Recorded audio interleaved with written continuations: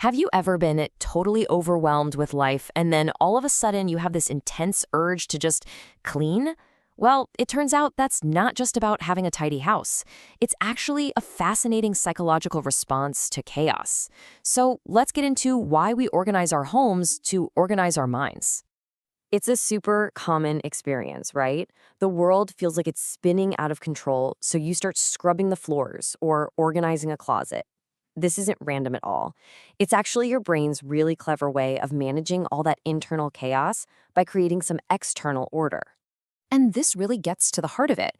On one side, you've got clutter, which our brains often translate into feelings of stress, overwhelm, and just this nagging sense of unfinished business. But on the other side, a clean space brings calm, control, and clarity. Cleaning is the bridge we build to get from that chaos to that calm. So yeah, we're going to dig into how your physical space has a direct, powerful impact on your mental state. Because it turns out, tidying up is so much more than a chore. It's a psychological tool you're probably using without even realizing it. This brings us to the key concept for this whole explainer: emotional regulation. This is just the fancy term for how we manage our feelings and find our balance, especially when we feel stressed out or uncertain.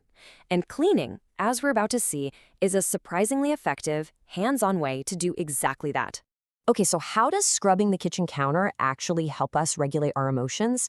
Well, one of the biggest ways is by satisfying our deep, deep human need for control.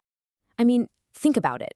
When work is piling up or the future feels totally up in the air, you can't just snap your fingers and fix it all. But you can wipe down a table. You can put those books back on the shelf. That simple, predictable task gives you this tangible result, and that brings a much-needed sense of stability. It helps regulate that overwhelming feeling. All right, besides control, there's another huge piece to this puzzle: literally clearing your mind. The connection between physical order and mental clarity is incredibly strong. See, our brains are wired to perceive clutter as a giant visual to-do list. That pile of mail on the counter, those clothes draped over a chair, each one is a little signal of unfinished business. All of it together creates this constant low-level hum of stress.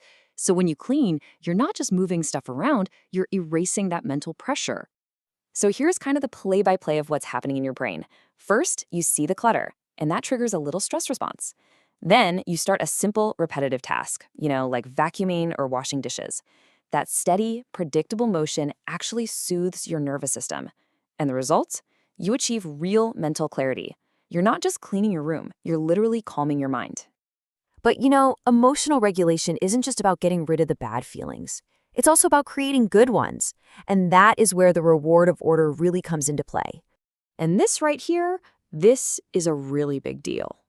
For a lot of us, a clean space is a reflection of our own self-worth. It's like a nonverbal statement that says, hey, I'm worthy of a calm and orderly environment. So maintaining your space becomes this powerful act of self-care. And get this, there's also some simple brain chemistry at work. When you clean, you see immediate, tangible results. You turn a messy room into a clean one. That visible progress triggers a little release of dopamine in your brain. That's the feel-good chemical linked to reward and motivation. It's your brain basically saying, nice work, let's do that again.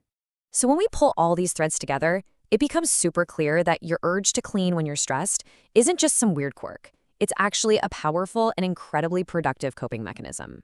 So to wrap it all up, cleaning is this amazing emotional tool. It helps restore your sense of control when life feels chaotic. It reduces that background hum of stress. It creates mental clarity, gives you that hit of achievement, and even reinforces your own self-respect.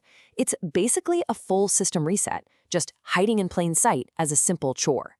So I'll leave you with this thought. The next time you find yourself tidying up when you're feeling stressed, just ask yourself, what are you really organizing? Because it might be a whole lot more than just your house. It might just be your own mind.